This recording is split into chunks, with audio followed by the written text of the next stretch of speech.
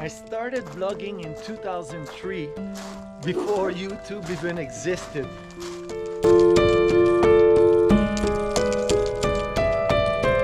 It is with heart wide open that I share with you my journey that has taken me from South Korea to now living off-grid in the middle of nowhere. It's Monday, it was editing day, so I edited all day long. Now it's 5 o'clock, but I still have enough sunlight. I'm gonna go buck that tree. So I'm gonna load up, and it shouldn't be too long to do, and it'll get me moving a little, because I didn't move all day. But it's not a bad thing to not move all day, because I'm really sore too from the week, you know, and I woke up, both knees are like something's wrong, and I still have my fuck you fuck you finger that's bothering me. Oh hi. Anyway, so editing always gives me time to rest, gives my body a break from the physical activity.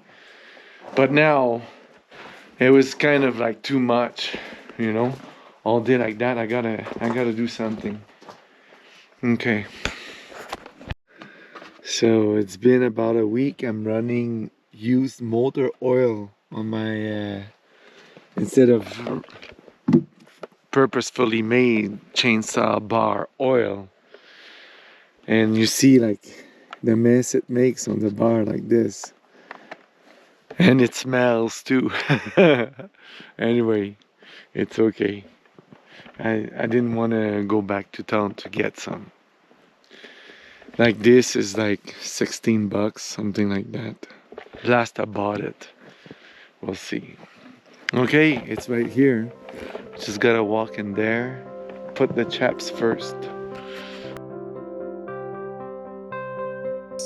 But you look mad right now. That's the feeling I get when I see your face. Are you mad? That coach is gonna lose. Okay, do you want to tell me about what's making you upset? Well, like, during the race, I felt like I was doing my best, but then after, while I was doing one down, I was thinking about it, and I was thinking, and I thought that I could do more. Okay, just a sec. Girls, do you mind giving us some privacy? I'll be with you in a minute, okay?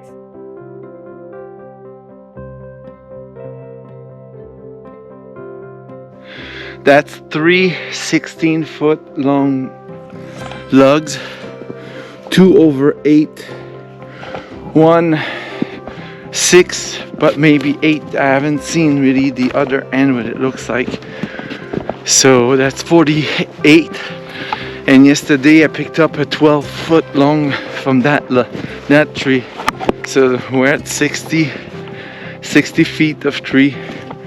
That's gonna do a lot of wood to build with. All right, so I'm gonna come back with the excavator and see how many logs I can pick up. What makes you think you could have done something more? Because, like, during the race, I was like, oh, you're so tired, you still have 2 more races. But then, like, during my warm down, I was like, well, you're only tired for what you're doing your race. So, like, 30 seconds after you're done your race, you're back to normal. Okay. Is it the first time you realize that? Okay. So now, I think instead of beating yourself up, use what you know for the next race. So when that little voice, you know those sentences your little devil used to trick you. So when you recognize the sentence, remember and remind yourself that even though the price seems really high right now, in 10 minutes, it'll be like you did nothing. Okay, I tried to do that shot earlier, but it died somewhere with the battery, so I don't know. I'll try again. Right? So that way it'll give you a trick to overcome the voice of your little devil, and then you'll step out of your comfort zone. Does that help? And you know what? In that race, I could tell you were fighting, but at the same time, it's not the same channel as when you do your best race ever. When you did your best race ever, there's a difference, right? You think that maybe swimming in the same heat has influenced you in one way or another? Your smile kind of means yes, right? So how did you handle that? Well, like everybody told me that like it's fine, like you're basically as fast as her and stuff like that. And like people were, and like my mom was like, it doesn't matter if you win, it just matters about your time, right? But then like I guess during the race, I just like I really wanted to beat her, but then like I saw that she was so far ahead that I like kind of gave up in myself. Okay. Well, I didn't see you give up at all in your race though. And your splits don't, this is not the split of somebody that gives up. We would have seen a 103 maybe if you had given up. So I don't think you gave up. I think you realize that it's not today that you're gonna beat her. And that's not giving up. That's being objective. So if it matters to you a lot to beat her, it's when you are in workout that you need to remember that. And then that's gonna fuel you to keep pushing when the little devil tells you you're too tired. And then next time when the little devil tells you the same thing and you're racing her, you're gonna know you got what it takes. It'll be different. Okay? You feel better? Not too mad, but being mad is not a bad thing because you can it so you can use it later. Okay? All right, so next one is the 100 free.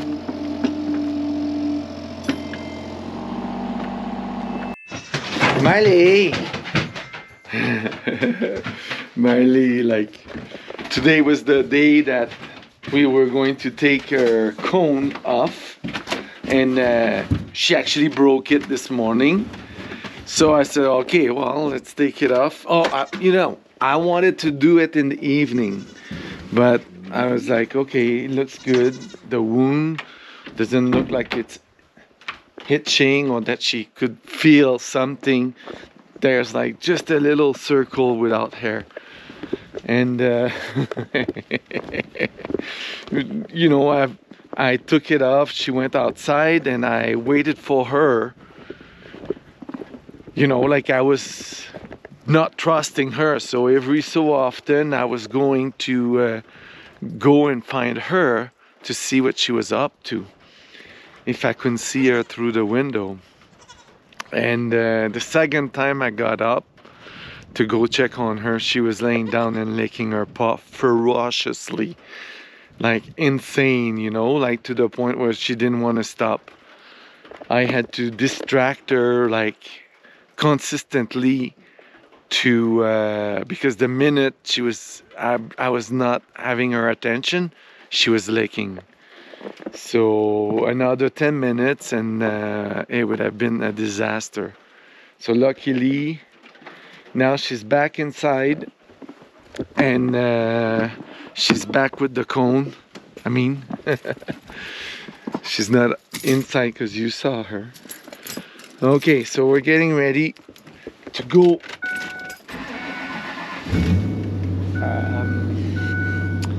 to town to do the errands, and Divine is going to the vet, to the dentist, not the vet.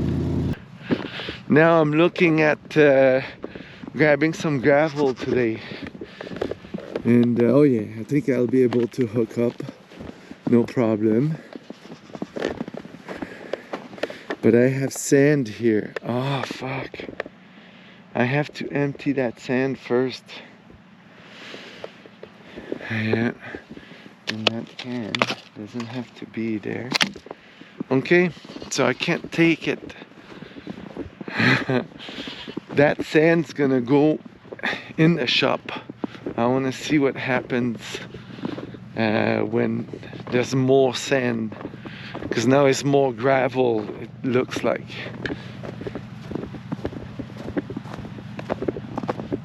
So when Miley didn't have her cone, I took her outside and I went with her to see Willow to make sure there was not gonna be any problem, and there wasn't. It's fine. Anyway, we're getting ready. I have to close everything and make sure everything is like secured for everybody. Okay. I want to get a new bar and a new chain, so I'm gonna bring both with me. I'm gonna also get a new fuel filter, so that really makes a difference for the machine. The spark plug, I don't think I have to do it, but I'm gonna check. And then the Husqvarna, when you do this, you want to make sure your brake is not on. Yeah. Don't ask me how I know. Yeah. Yeah. I feel like I'm gonna say it every time, how the design, the engineering on both major brands are not the same, and they're not equal. Maybe I changed the air filter. We'll see how dirty it is. That's what I like to see. You know, no tire tracks. Yes, no tire tracks is good news. We're going to town. We've got some errands to do. Oh, so that's Coyote. Coyote, that's it. And it was going that way, but this is Lynx. You see the difference? It's not the same, right? It's bigger paws. So The spread is different too. There's no line. The Coyote, you have the tail line. And it looks like there was two coyotes. It's crazy windy. Not crazy, like just 20 kilometers an hour. So it's kind of cold because of that, but it's melting. So my first thing is I have to take the sand that's left in the trailer out of the trailer, because we might take the trailer to the big city this weekend, because we need to do a dog food supply run, and our supplier has gone out of business, so that's kind of a problem or a challenge. Find something the dogs will like that's as cheap, you know, and as quality as what we had. And because of the tariffs, there might be some fluctuation on the wood price. And for the barn, most of it is something that I'm gonna be milling, but the floor of the loft is definitely going to be 3/4 plywood, because if I did that with like 2x, it's a lot of trees. And that's the same thing with the siding, where we might do OSB. So we're gonna get some OSB and some 3/4 inch ply before the price go up, because the prices are pretty low right now. The OSB sheet is like at 20 for the 1/2 inch. Yeah, after I'm done with the trailer. After I'm done with the trailer. All right, so now I'm gonna go get the trailer and I'm gonna test if I want to put sand there. If not, I'm gonna bring the trailer over there and unload it. But the first step is to hook it up.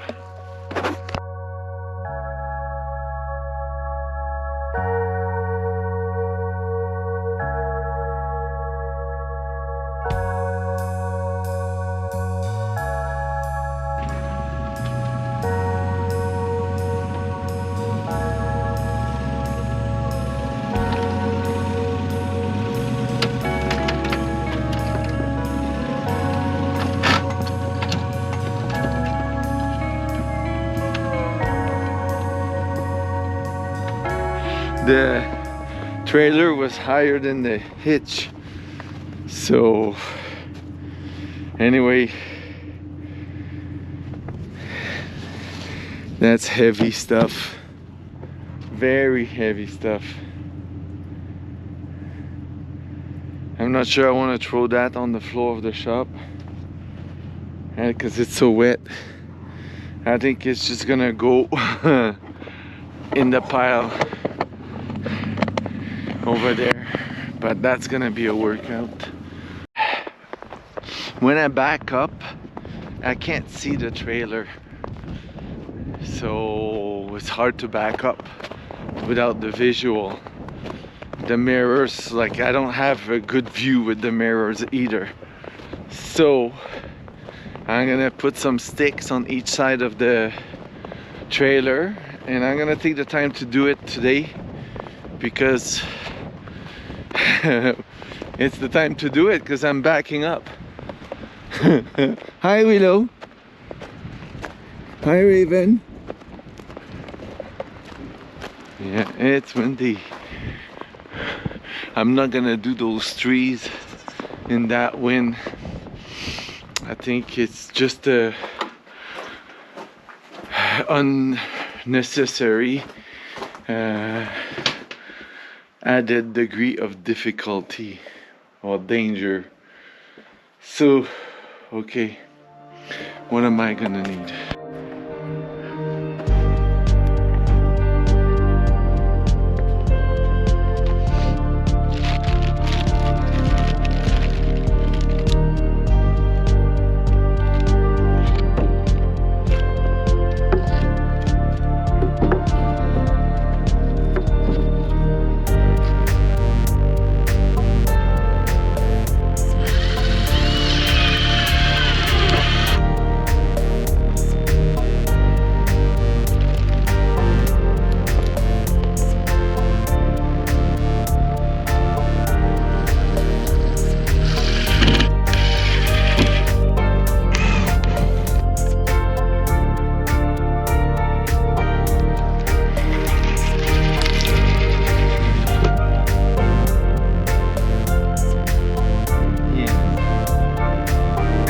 So now I can see where the trailer is.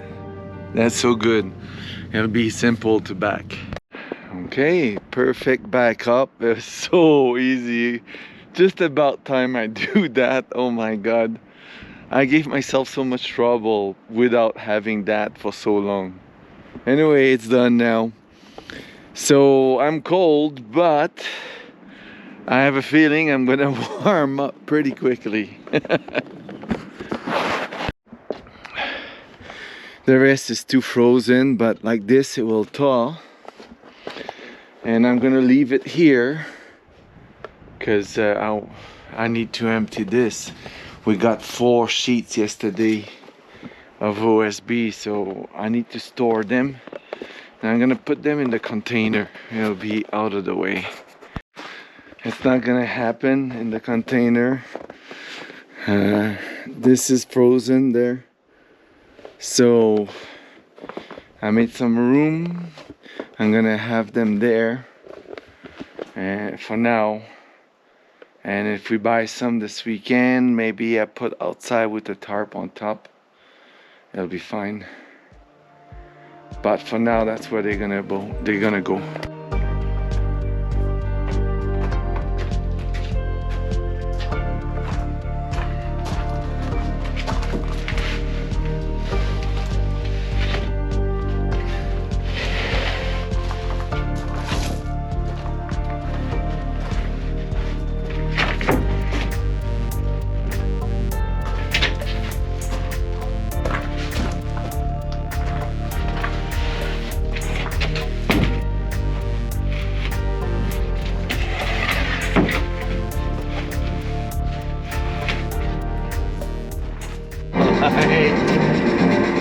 My God, it's a bit loud. Yesterday, I forgot to tell you, when we came back, Raven was in the truck and Willow was outside, and I was trying to get the leash that's in the car with Raven to grab Willow to bring him in the house. But when I opened the door, Raven got out, and I tried to, it took me by surprise, and I tried to kind of keep him in so he didn't go far, but Willow was right there, and right away Willow jumped on him and was biting his neck. But luckily Raven was not like, he was being submissive, so that gave me time to grab Willow's collar. And I was screaming Divine's name because she just had walked to go back in the house. And I don't know how, but there was no blood drawn. I was able to pull Willow off of him, and he went right inside the house to join Divine. But I was shaking because it's like I saw everything happen in slow motion. And like all what I needed to do and all my experience from the other times it happened. And I was hesitant to grab Willow's collar because I didn't want like to get bit. But my reading of the situation overcame my desire to not get bit. I judged that my odds of not getting bit and being able to do something were high enough that it was worth it to put my hands around Willow's collar. And he didn't really resist me so much pulling him off of Raven. And the minute he was off Raven, Poop, ran in the house as I commanded him. He didn't turn around to try to attack Willow. Because I saw I saw them dead, you know. Anyway, so stressful. All right, so I'm going in the back. I'm gonna sort those logs, maybe make a new trail.